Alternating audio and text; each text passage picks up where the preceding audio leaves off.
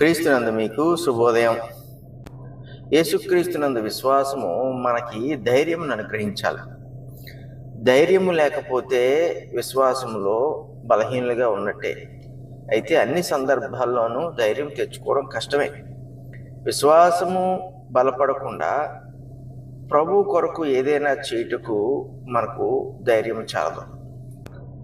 కొన్ని విషయాలను విడిచిపెట్టాలన్నా, కొన్ని సంగతులు ప్రభు కోసము మనము ముందుకు అడుగు వేసి చేయాలన్నా మనకు ధైర్యం కావాలి. ఆ ధైర్యము ప్రభువుని బట్టి కాకపోతే మనము ఎంత మాత్రము కూడా ముందుకు వెళ్ళాం.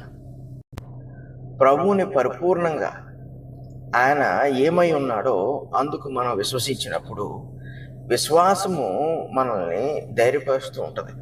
అపోస్తులైన పౌలు ఇలాగన్నాడు, ఈ జీవితకాలం మట్టుకే మనం క్రీస్తునందు నిరీక్షణ ఉంచిన వారమైన ఎడల మనుషులందరిలో కన్నా కూడా మనం దౌర్భాగ్యులు అన్నాడు.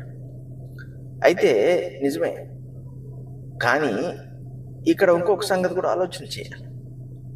మనం యేసుక్రీస్తు ప్రభువును ఈ జీవితకాలం మట్టుకే మనం నమ్ముతున్నామంటే ఆయనను మనం సంపూర్ణంగా విశ్వసించలేదు.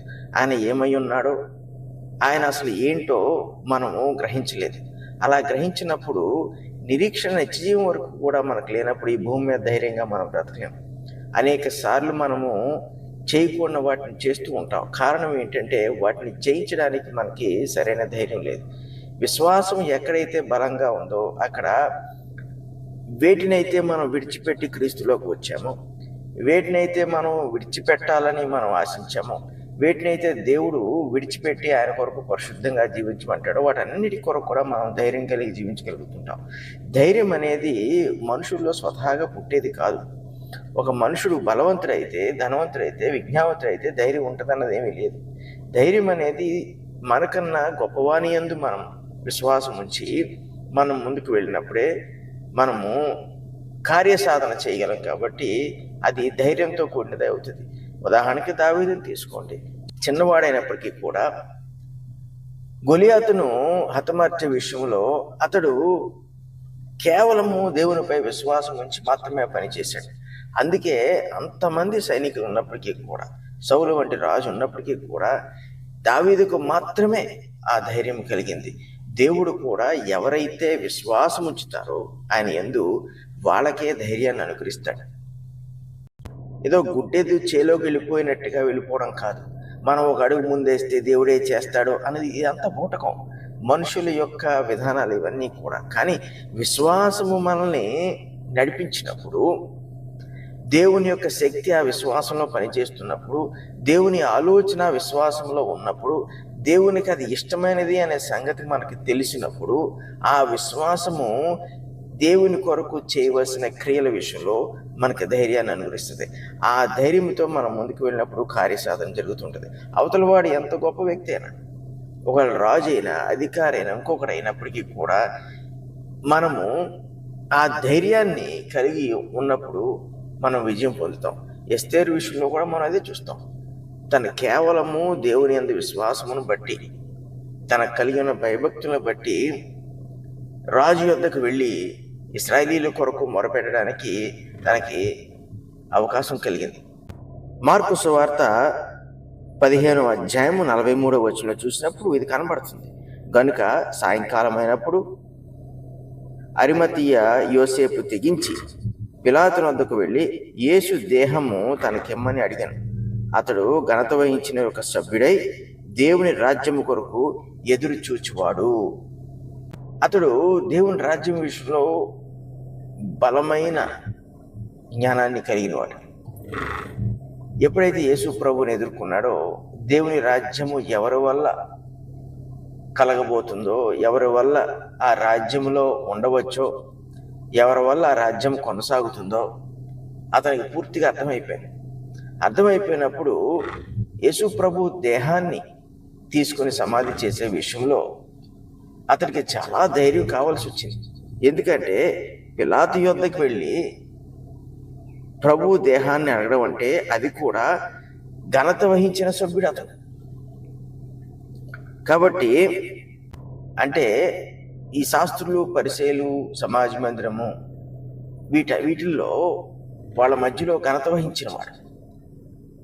తన ఐడెంటిటీని బయట పెట్టుకోవడానికి ఎంతో ధైర్యం కావాలి. ఎప్పుడైతే ఒకవేళ యోసేపు ఇలాగ ప్రభు దేహం కోసం వెళ్ళాడో తన వారందరికీ శత్రువు అయిపోతాడు. అలా శత్రువు అయిపోవాలని అతను అనుకోకపోతే అతను ముందుకు రాలేడు. కానీ ప్రభు యందున్న విశ్వాసం, దేవుని రాజ్యం పట్ల ఉన్న ఆసక్తి అతనికి ఏం కలుగు చేసింది?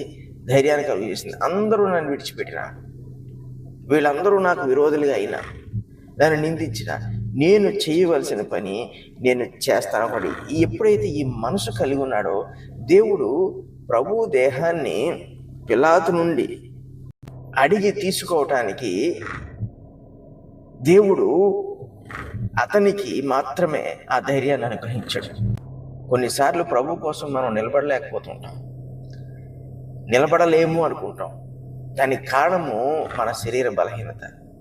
శరీర సంబంధంగా శరీర అనుభవాలతో మనం ఆలోచన చేసినప్పుడు విశ్వాసం ద్వారా ధైర్యాన్ని మనం బయలుపరచలేము.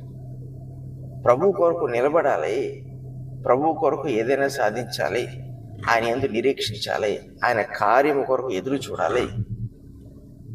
ఇటువంటివన్నీ కూడా మన జీవితాల్లో సార్థకం అవ్వాలంటే యేసుక్రీస్తు ప్రభువునందు పరిపూర్ణమైన విశ్వాసము అవసరం. ఆయనను మాత్రమే మనం ఆలోచన చేయగలగాల పరిస్థితుల్లో. ఆయనను మాత్రమే మనం కలిగి ఉండాలి. ఆయనపై మాత్రమే మనం ఆధారపడాలి. ఆయనను మాత్రమే విజ్ఞాపన చేసుకోవాలి. ఆయన శక్తి సామర్థ్యములను మాత్రమే మనము జ్ఞాపకం చేసుకోవాలి. ఆయన తండ్రి చేత సర్వాధికారము ఇయ్యబడిన వాడని, తండ్రితో సమానుడని మనము గ్రహించగలగాలి. పరిస్థితుల ప్రభావముల కంటే కూడా మనము పైగా చూడగలిగిన వాళ్ళమై ఉండాలి.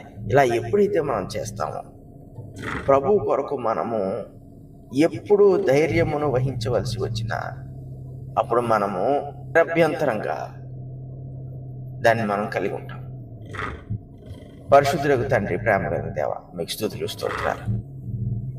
మీరు మాకు అనుగ్రహించిన విశ్వాసం ఎంతో గొప్పది. నీ కుమారుని ద్వారా దాన్ని మా యందు మీరు నెలకొల్పి అంతకంతకు దాన్ని వృద్ధి చేయొచ్చు, అందులో మమ్మల్ని కొనసాగించు.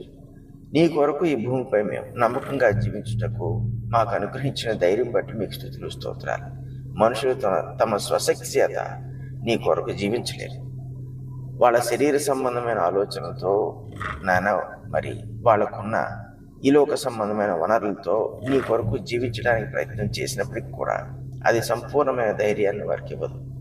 అందుకే అనేక అపరాధములు చేయించుంటారు. మరి అట్టి పరిస్థితుల్లో మేము పడిపోకుండా మాకు సహాయం చేయండి. నీ కుమారుని యందు పరిపూర్ణమైన విశ్వాసంతో మీరు కోరిన వాటన్నిటినీ కోరినప్పుడల్లా మేము చేయుటకు మాకు సరైన ధైర్యమును అనుగ్రహించమని యేసు పరిశుద్ధ నామమున అడుగుచున్నాము తండ్రి. ఆమేన్.